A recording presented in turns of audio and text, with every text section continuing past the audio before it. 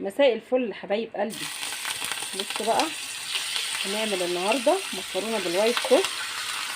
هحط لكم كمان منتجات من منتجات موتزاريلا فريش. تمام. ادي الفراخ اهي، يلا نقلب بقى.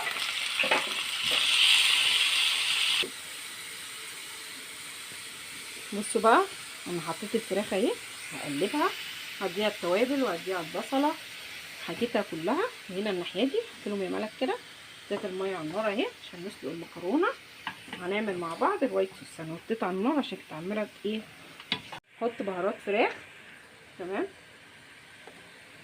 هنحط توم باودر، بصل باودر اهو، ده توم باودر، 7 بهارات. انا بحب التوابل، معرفش يعني في ناس ما بتحبش، ممكن بتكتفي بفلفل اسود بس وملح، بس انا بحب التوابل. معلش اعذروني بقى، كل واحد وليه ذوقه في الاكل. ده بصل باودر. نحط بقى البصل كده. تمام. هقلب.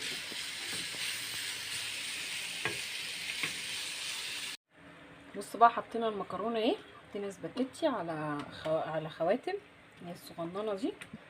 تمام. طبعا بنتي ما رضيتش تخلينا نعملها قلم، مش راضيه، تقولي لا ما بحبهاش، فهنعملها كده. ماشي تمام، برضه هتبقى جميله يعني، مش هيحصل اي حاجه. نحط بقى الدقيق، السمنه، نعمل الوايت صوص بقى كده ايه، معلقتين. نقلب كده. اللي عايزه البشاميل بتاعها ينجح، السمنه تبقى اكتر من الدقيق علشان لما تيجي تقلبيه ما يكلكعش معاكي. دي نصيحة انا اتعلمتها منك، لانها كانت بتكلكع وكانت بتطلع. بصوا. تمام.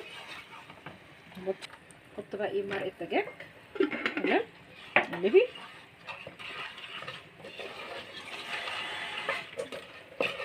بصوا، انا بقلبها الاول بشويه ميه كده تفك، وبعد كده بقى بنديها اللبن ونديها الكريمه. المفروض تقلبيها بتاع اللي هي بتاعت بالويسك. ما هي قلبي تاني. معرفش، انتي قلتي لي قبل كده ما تتقلش. خلاص، ما هي بصي ما شاء هاتي بقى الله. الكريمة. نحط اللبن ونقلب.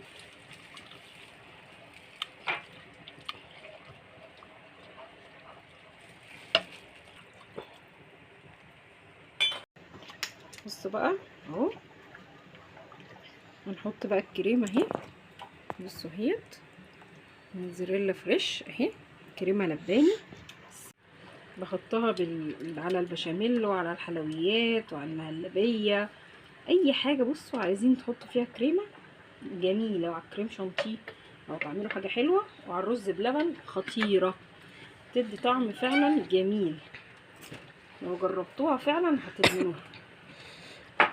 بس كده عملنا الوايت صوص اهو.